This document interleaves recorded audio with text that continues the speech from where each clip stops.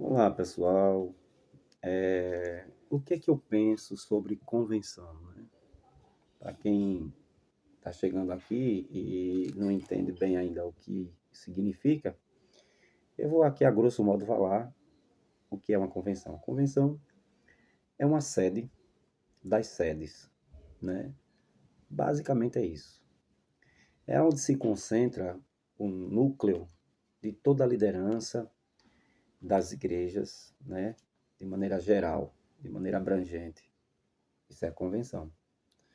Para que é que ela serve, né? Em teoria, ela serve para tomar as decisões mais importantes, né, a respeito daquele ministério, a respeito da doutrina, e dentre outras coisas mais, né? Da unificação, né, da questão do cuidado pelas igrejas locais, pela sua liderança, né? Como também onde se concentra todo o, digamos assim, o poder, né, monetário das igrejas, né, para que, através desse, haja uma distribuição desse valor para as obras de maior necessidade, né?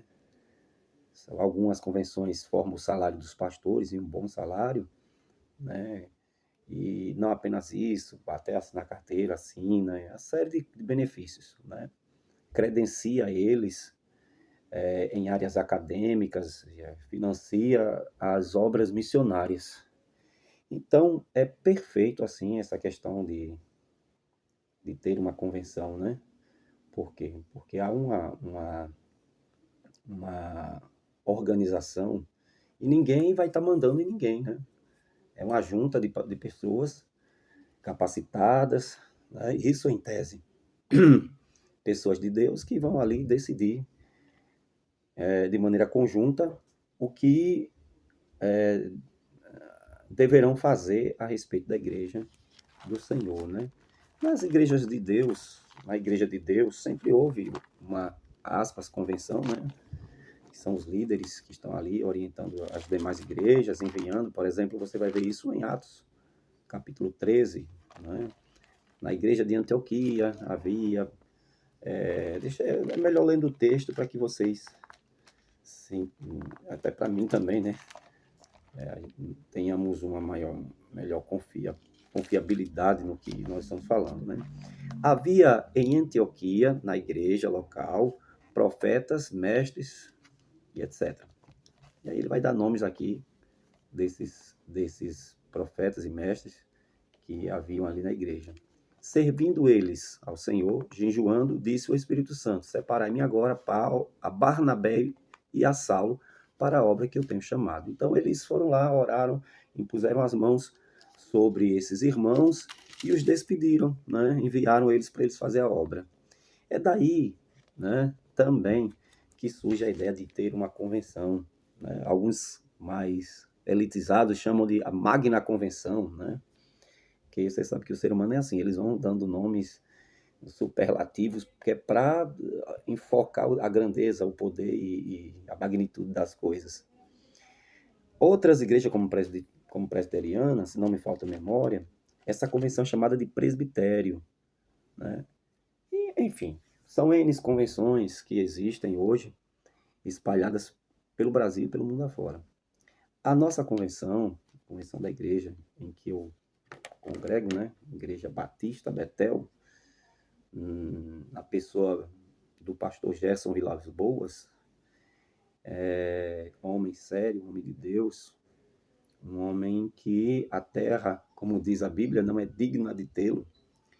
Então, essa convenção, uma convenção hoje estadual, né, liderada aí por alguns irmãos, homens de Deus e etc, etc, é uma convenção que pressupõe também fazer todo esse trabalho e outros mais. Só que muitas convenções, inclusive essa, eu Eu não consigo enxergar tanta coisa assim, né? Existem as reuniões, os planejamentos, mas uma coisa é teoria, outra coisa é a praticidade, né? Na prática mesmo, o que acontece nesses lugares, pelo menos aqui, o que eu posso falar por experiência, é que existem burocracias das quais acabam dificultando, né, alguns pastores locais, leigos, a terem uma certa, é, alguns benefícios que são prestados por essas convenções, né? E vamos lá, para uma grande, ao meu ver, uma grande contradição na convenção. Pastores leigos constroem igreja por conta própria, né? Eles apacentam, doutrinam, ensinam, né? Doutrinam, a mesma coisa, dão suas vidas por essas instituições, né? As quais beneficiam também eles, né? De alguma forma, porque tudo que fazemos para Deus tem um retorno de Deus. Isso não tem como que reclamar. Mas aí vem a convenção e diz assim, olha, vai ter que passar por um teste, né? Vai ter que passar um teste por aptidão para ser convencionado, para ser aquele pastor da convenção, para ter aquela carteira de convenção, para ter, aspas, os benefícios da convenção. Aí, de repente, o pastor tem algumas dificuldades intelectuais e ele acaba não passando por esse crivo. O que é que acontece? Ele vai passar a ser um pastor não convencionado. Então, ele vai ser excluído das benécias da convenção. Quer dizer, ele pode construir igreja, ele pode dar a sua vida, a vida da sua família por essa igreja, por essa instituição, mas ele não tem, se ele não passa por um crivo intelectual ali, né? Perguntas teológicas, se ele não paga uma determinada, que eu acho justo, né? Até porque a convenção precisa de investimento para ela poder produzir algo em benefício do evangelho e do ministério, mas ele tem que pagar. Se ele não paga determinadas coisas, ele fica fora de jantar, de viagens, ele não vai ter carteira de pastor, documentação nenhuma de pastor, assim como eu não tenho, né? Ele vai ficar ele vai ficar de fora de tudo. Ele fica mais perdido do que segue no meio do tiroteio. Ah, deixei aqui eu vou fazer aqui um comparativo. Um minutinho.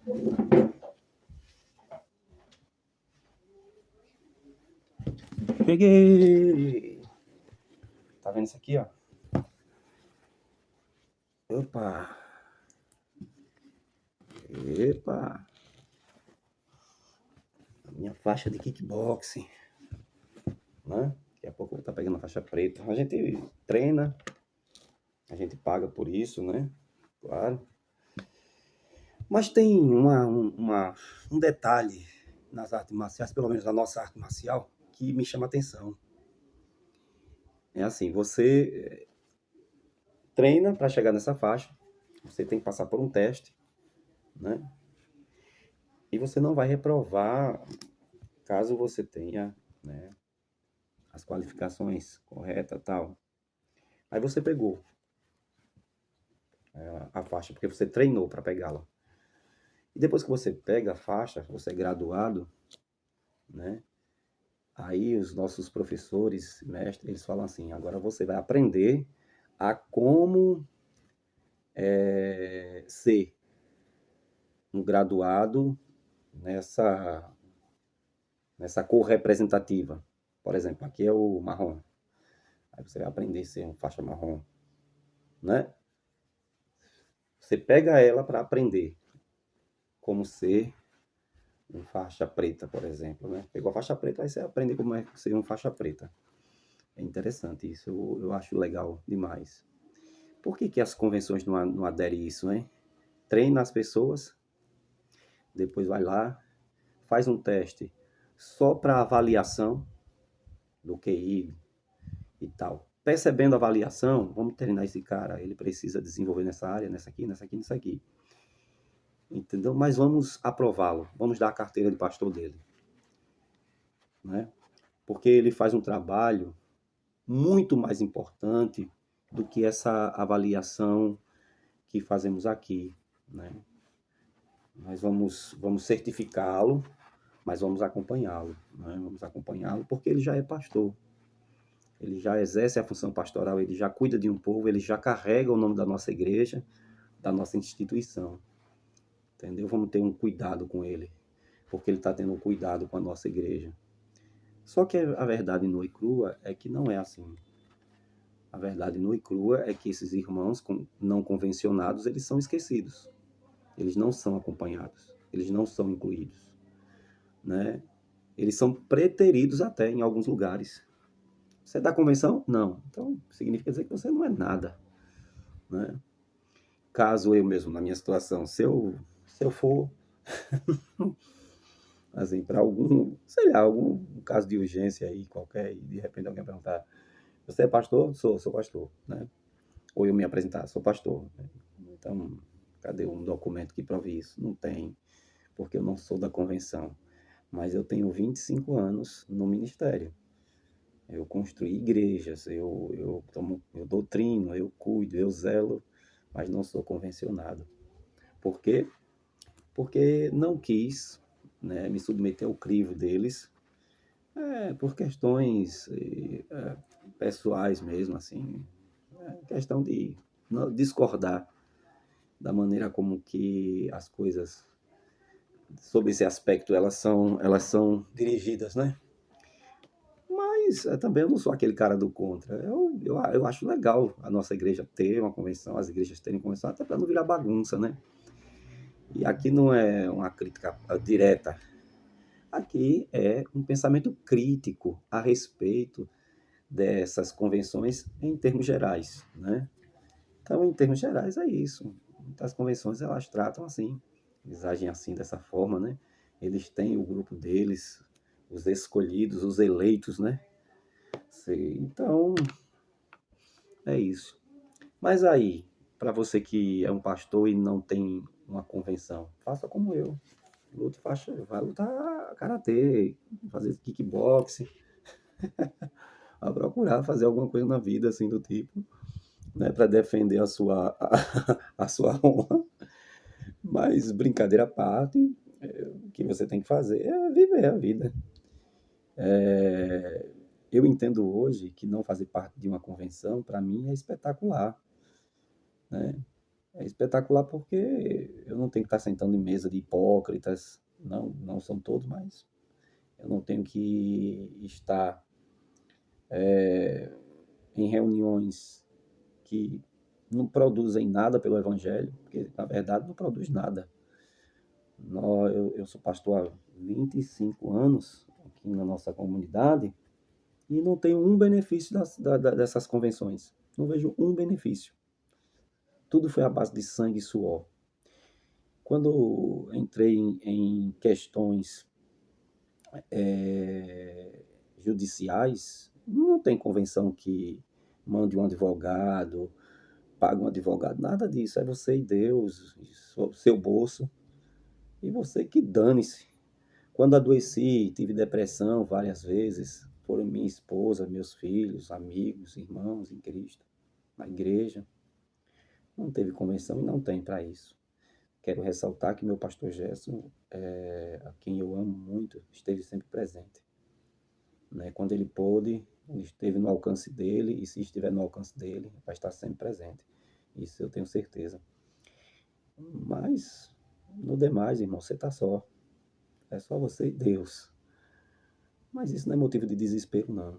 É você, hoje, existe outros meios de você ter uma carteira de pastor legalizado, de você ter formação, né, acadêmica, que já vai lhe dar um subsídio muito importante para você ser respeitado na sociedade, né?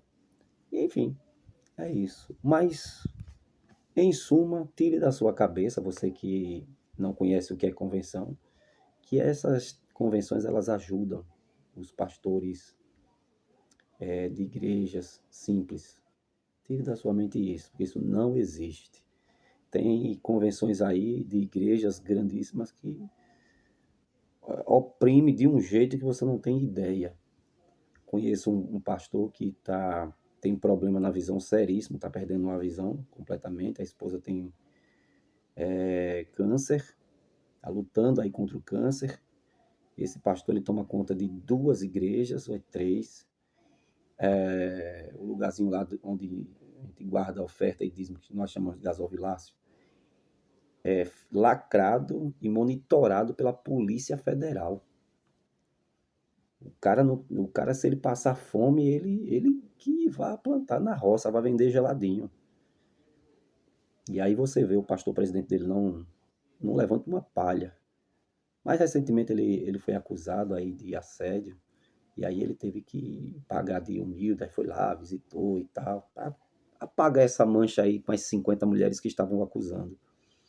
Mas fora isso, não foi lá essa ajuda toda não, porque esses caras pouco se importam com pobres, né? Então não há piedade nesse meio, não há amor e nem visão nesse meio. Pelo contrário, você vai para uma convenção, você vê lá a pompa, o glamour, os carros importados, né? As vantagens que eles contam para o outro. Essa guerra de egos. Enquanto isso, eu treinando kickboxing. Chego lá, dou uns murros, levo um murro, ensino os meninos, certo? Vou ganhando almas.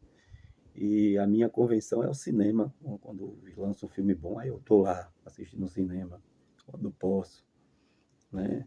Minha convenção é a sala da minha casa, quando eu me reúno com os filhos e esposa, família.